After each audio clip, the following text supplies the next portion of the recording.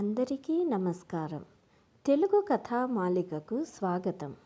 ఈనాటి మన కథ బంధ విముక్తి. రోడ్డు మీద చాలా జనం గుమిగూడి ఉండటం చూసి ఏమైనా ప్రమాదం జరిగిందేమో అని శ్రీకాంత్ తన కారు నుంచి కిందికి దిగాడు. అక్కడ ఉన్న వ్యక్తిని చూసి శ్రీకాంత్ ఆశ్చర్యపోయాడు.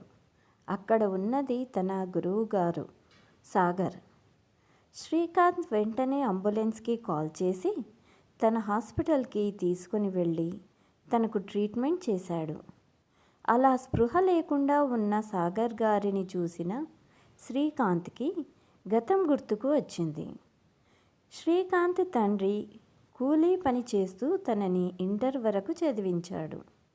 శ్రీకాంత్ చదువులో బాగా చురుకుగా ఉండేవాడు. అందుకే టీచర్స్కి తను అంటే చాలా ఇష్టం. అందుకే ఎప్పుడైనా తను ఫీజు కట్టలేకపోతే సాగర్ గారు సహాయం చేసేవారు. తండ్రికి చదివించే స్తోమత లేదని తెలిసినా ఎంసెట్ పరీక్ష రాసి మంచి ర్యాంక్తో ఫ్రీ సీట్ సాధించాడు. తన పట్టుదల చూసి సాగర్ గారు తనను ఎంబీబీఎస్లో చేర్పించారు. అంత మంచి మనసున్న వ్యక్తికి ఇలాంటి పరిస్థితి ఎందుకు? తనకు భార్య ఒక కొడుకు కూడా ఉన్నారు కదా, వాళ్ళు ఏమైనారు అనుకుంటుండగానే సాగర్ గారు స్పృహలోకి వచ్చారు. పక్కనే ఉన్న శ్రీకాంత్ని చూసి నేను ఎక్కడ ఉన్నాను, నాకేమైంది అన్నారు.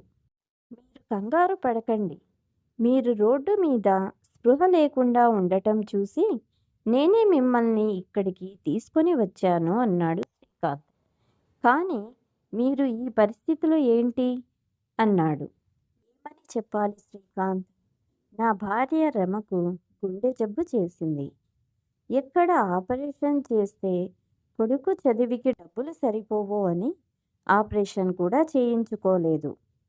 రమ కొన్ని రోజులకు చనిపోయింది. ఉద్యోగం చేస్తూ ఉన్నప్పుడు నన్ను ఎంతో గౌరవించారు. ఎప్పుడైతే నేను రిటైర్డ్ అయ్యానో అప్పటి నుంచి కొడుకు కోడలు నన్ను ఒక పనికిరాని వస్తువుగా చూస్తున్నారు. నాతో ఇంటి పనులన్నీ చేయించేవారు. ఒక్క పూట మాత్రమే భోజనం ఇచ్చేవారు. ఒకరోజు రాత్రి దాహం వేస్తే నీళ్ల కోసం వెళ్ళినప్పుడు నా కొడుకు కోడలు మాట్లాడుకోవడం విన్నాను. నా ఆస్తిని వారి పేరు మీద రాయించుకొని నన్ను ఇంటి నుంచి పంపించేయాలని అనుకుంటున్నారు. వారి మాటలు విన్న తరువాత నాకు ఒక ఆలోచన వచ్చింది. నాకు ఒక్క పూట తిండి పెట్టడానికి ఇంత ఆలోచిస్తున్నారు. అలాంటి వారికి నేను నా ఆస్తి ఎందుకు ఇవ్వాలి? నాలాగా ఎంతోమంది వృద్ధులు ఉన్నారు. నేను వారికి సహాయం చేయాలనుకుంటున్నాను అన్నారు.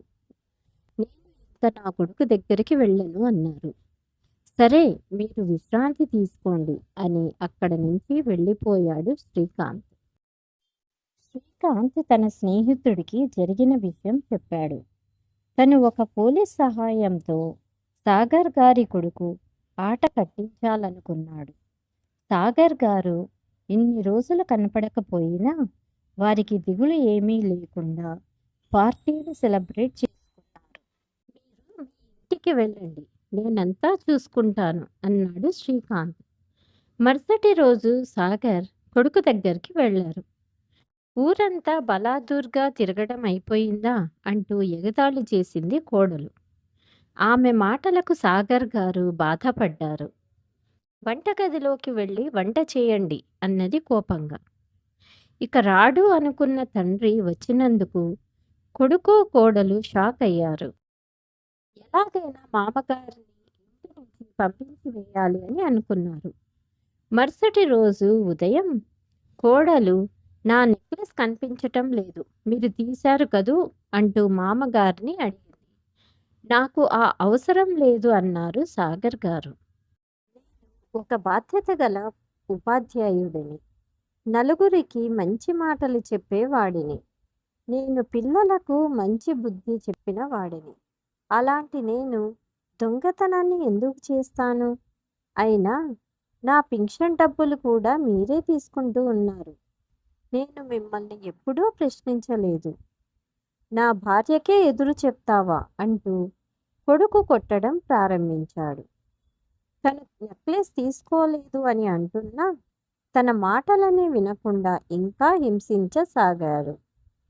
సాగర్ గారిని ఒక కంట కనిపెడుతున్న పోలీసు వెంటనే ఇంటికి వచ్చాడు. హఠాత్తుగా వచ్చిన పోలీసులను చూసి కొడుకు కోడలు ఆశ్చర్యపోయారు. వాళ్ళు శ్రీకాంత్ని కూడా తీసుకొని వచ్చారు. రా శ్రీకాంత్, చూడు, నేను దొంగతనం చేశానని అంటున్నారు. నేను ఎలాంటి వాడినో నువ్వు చెప్పు అంటూ బాధపడ్డారు. మీకు అసలు బుద్ధి ఉందా? ఆయన మీకు తండ్రి గారు. ఆయనను అలా హింసించడానికి మీకు బుద్ధి లేదా? మీరు అసలు మనుషులేనా అంటూ వారిని తిట్టాడు. సాగర్ గారిని పైకి లేపుతూ, ఇక మనం ఇక్కడి నుంచి వెళ్దాము. ఇక వీరి సంగతి పోలీసులు చూసుకుంటారు అంటూ అక్కడి నుంచి సాగర్ గారిని తీసుకొని వెళ్ళిపోయాడు. వెంటనే కొడుకు కోడల్ని అరెస్టు చేశారు. ఇలా కొడుకు కోడలి నుంచి బంధ విముక్తి పొందారు. శ్రీకాంత్ సాగర్ గారిని తన హాస్పిటల్ చూసుకోమని చెప్పాడు. నన్ను ఎలాగైనా మీ రుణం తీర్చుకోనివ్వండి అన్నాడు. వెంటనే కొడుకు కోడల్ని అరెస్టు చేశారు. ఇలా కొడుకు కోడలి నుంచి బంధ విముక్తి పొందారు సాగర్ గారు. శ్రీకాంత్ సాగర్ గారిని తన హాస్పిటల్ చూసుకోమని చెప్పాడు. నన్ను ఎలాగైనా మీ రుణం తీర్చుకోనివ్వండి అన్నాడు. కానీ సాగర్ గారికి చిరకాల కోరిక ఉంది. అది ఒక వృద్ధాశ్రమాన్ని ఏర్పాటు చేసుకొని తన లాంటి వృద్ధులకు ఆశ్రయం ఇవ్వాలని. తను అనుకున్నట్లుగానే ఒక వృద్ధాశ్రమం కట్టించి తను కూడా వాళ్లతో తన మిగిలిన జీవితాన్ని సంతోషంగా గడిపారు. ఈ కథ మీకు నచ్చినట్లయితే మీ అమూల్యమైన అభిప్రాయాలను కామెంట్ రూపంలో తెలియచేయండి.